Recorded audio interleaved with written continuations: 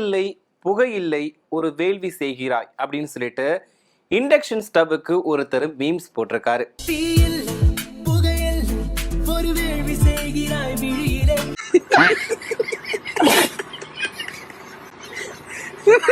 இப்போ இந்தியா முழுவதுமே சிலிண்டர் தட்டுப்பாடு அப்படிங்கிறது அதிகமாயிடுச்சு. கேஸ் இல்லாம நிறைய பேர் சமைக்க முடியாம ரொம்பவே கஷ்டப்படுறாங்க. அது மட்டும் இல்லாம ஹோட்டல்கள், விடுதிகள்ல வந்துட்டு நிறைய சிரமங்கள் வந்துகிட்டே இருக்குது. இப்போ சொல்ல போனோம் அப்படின்னா நிறைய ஹோட்டல்களை மூடிட்டாங்க. அது மட்டும் இல்லாம இந்த உணவு கிடையாது, இந்த உணவுக்கு பதிலா இது மட்டும்தான் இருக்கும் அப்படின்ற ஒரு சில கட்டுப்பாடுகளையுமே விதிச்சிருக்காங்க. ஏன்னா கேஸ் தட்டுப்பாடு அதிகரிச்சுட்டே வர்றதுனால அதிக நேரம் குக் பண்ணக்கூடிய ஃபுட்டுகள் கிடைக்காது அப்படின்ற மாதிரி சொல்லிட்டாங்க. குறிப்பா சப்பாத்தி, தோசை அந்த மாதிரி விஷயங்கள்லாம் விடுதிகள்ல கிடைக்காது. மோஸ்ட்லி வெரைட்டி ரைஸ் தான் கொடுப்போம் அப்படின்ற மாதிரி சொல்லிட்டாங்க.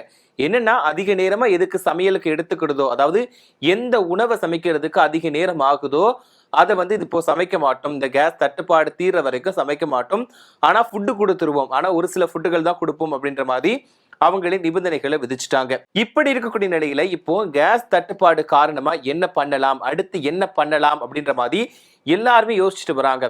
ஒரு சில பேர் விறகடுப்புல சமைக்கலாம் அப்படின்ற மாதிரி முடிவு எடுத்திருக்காங்க.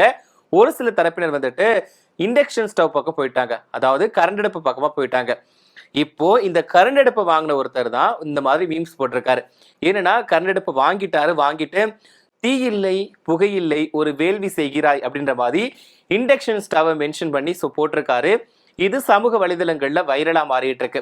இப்போ ஹோட்டல்ஸ் வச்சு நடத்துறவங்க கூட இண்டக்ஷன் ஸ்டவ் வாங்குறதுக்கு தான் ரொம்பவே ஆர்வம் காட்டிட்டு வராங்க. ஏன்னா கேஸ் தட்டுப்பாடு அப்படிங்கிறது கொஞ்சம் கொஞ்சமா அதிகரிச்சுட்டே வருது. அதாவது கேஸ் புக் பண்ண ஃபோன் பண்ணா கூட ரீச் ஆக மாட்டுது, ஸ்டாக் இல்லைன்னு சொல்லிடுறாங்க அப்படின்ற மாதிரிலாம் சொல்லிட்டு போறாங்க. ஸோ இதனாலதான் இப்ப எல்லாருமே கேஸ் அடுப்பு பக்கம் போயிட்டு இருக்காங்க. இப்போ இன்னொரு விஷயத்த பார்த்தோம் அப்படின்னா, இப்ப கரண்ட் அடுப்பை பொறுத்த வரைக்கும் சாமானிய மக்கள் வாங்கி பயன்படுத்த முடியும். ஆனா ஹோட்டல்கள்ல பொறுத்த வரைக்கும் மின்சார யூனிட்டோட அமௌண்ட் அப்படிங்கிறது ரொம்பவே அதிகமா இருக்கும். அதனால அவங்களுக்கு ரொம்பவே கஷ்டமா இருக்கும்.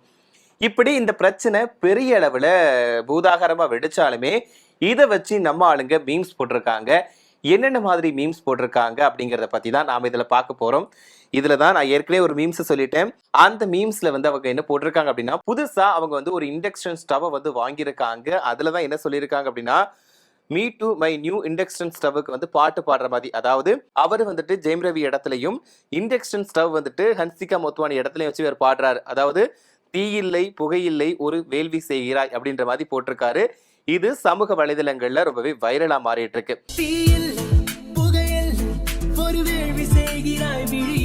இப்போ இவர் மட்டுமே இல்ல, நிறைய பேர் நிறைய மீம்ஸ் போட்டுட்டு போறாங்க. அந்த மீம்ஸ் பார்க்கலாம். அதுல வேற மீம்ஸ் என்ன அப்படின்னா, LPG gas shortage in India. இப்போ எல்லா பக்கமே இந்தியால கேஸ் தட்டுப்பாடா தான் இருக்கு. இப்போ எல்லாரோட மனசுல என்ன இருக்கணும், அதாவது வீட்டுல இருக்கக்கூடிய எல்லாரோட மனசு என்ன இருக்குன்னா, என்ன பண்ணலாம், அடுத்து என்ன பண்ணலாம் அப்படின்ற ஒரு முடிவுல தான் இருப்பாங்க. அதுலதான் கண்ணாயுதம் அந்த வெப்பன்ஸை கொண்டு வா அப்படின்ற மாதிரி வடிவேலு சொல்ற மாதிரி, அதாவது அந்த அசீனுக்கு கராத்தே சொல்லி கொடுக்குற மாதிரி, தற்காப்பு கலை சொல்லி கொடுக்குற மாதிரி ஒரு சீன் வரும் இல்லையா, அதை வச்சு போட்டிருக்காங்க. கண்ணாயுதம் அந்த வெப்பன்ஸை கொண்டு வா அப்படின்ற மாதிரி போட்டிருக்காங்க. அதுல வெப்பன்ஸ்ல இண்டக்ஷன் ஸ்டவ், அதுக்கப்புறமா ஓவன், அப்புறம் இது வெண்ணி சூடு வைக்கிற அந்த பாத்திரம், இதெல்லாம் வைக்கிற மாதிரி காட்டியிருக்காங்க. இப்போ நம்ம வடிவேலு அண்ட் கோவிசர்ல வச்சு ஒரு மீம்ஸ் போட்டிருக்காங்க. என்னன்னா, இந்தியாவில் கேஸ் சிலிண்டர் தட்டுப்பாடு ஏற்பட வாய்ப்பு அப்படின்றது செய்தின்னு போட்டிருக்காங்க. இனிமே பஜ்ஜி செய்ய போறேன், போண்டா சுட போறேன்னு சிலிண்டரை பத்த வச்ச உன்னையே அப்படின்ற மாதிரி முடிச்சிருக்காங்க. இது இப்படி ஃபன்னா பண்ணியிருக்காங்க. அடுத்த மீம்ஸ் என்னன்னு பார்த்தோம் அப்படின்னா, இதுவும் நம்ம வடிவேல வச்சுதான் மீம்ஸ் போட்டிருக்காங்க. ஒரு பரோட்டா 30 ரூபாய், சிலிண்டர் தட்டுப்பாடு இருக்கு, அதனால விலை ஏத்திட்டோம் அப்படின்ற மாதிரி போட்டிருக்காங்க. நம்மளுடைய வடிவேலு ஷாக் ஆகி பாக்குற மாதிரி அதுல போட்டிருக்காங்க. இப்போ இன்னொருத்தர் அவரோட ட்விட்டர் பக்கத்துல போட்டிருக்காரு. இது என்ன போட்டிருக்காருன்னா, gas cylinder shortage, me working away from native.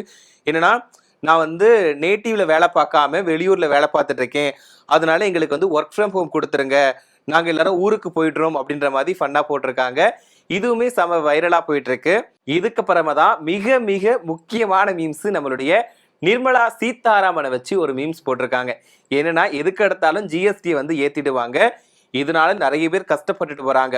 இப்போ என்ன தெரியுமா மீம்ஸ் போட்டிருக்காங்க, சிலிண்டர் தட்டுப்பாட்டால எல்லாருமே இண்டக்ஷன் ஸ்டவ்வுக்கு மாற தயாராகிட்டாங்க, இதுதான் சரியான நேரம், இண்டக்ஷன் ஸ்டவ்வுக்கு ஒரு ஜிஎஸ்டி பாயாசத்தை போட்ட வேண்டியதுதான் அப்படின்ற மாதிரி ஒரு ஃபன்னா போட்டிருக்காங்க.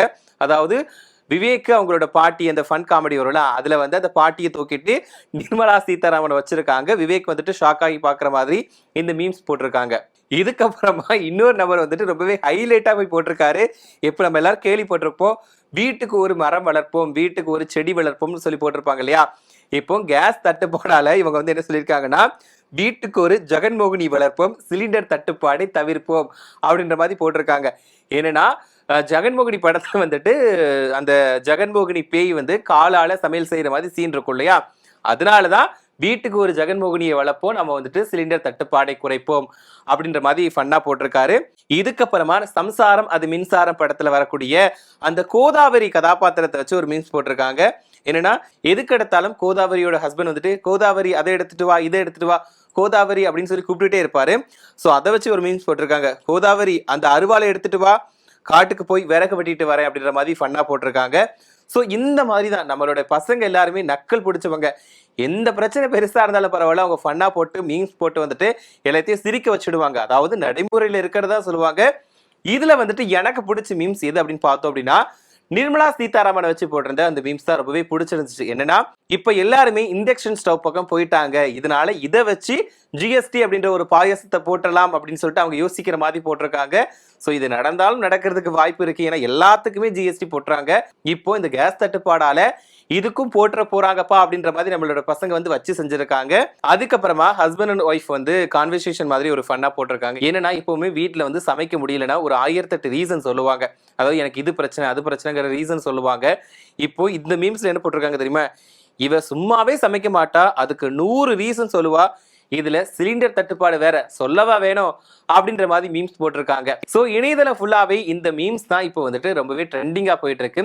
இதுல உங்களுக்கு பிடிச்ச மீம்ஸ் எது? இந்த சிலிண்டர் தட்டுப்பாடை பத்தி என்ன நினைக்கிறீங்க அப்படிங்கிற உங்களோட கருத்துக்களை மறக்காம கமெண்ட்ல சொல்லிட்டு போங்க.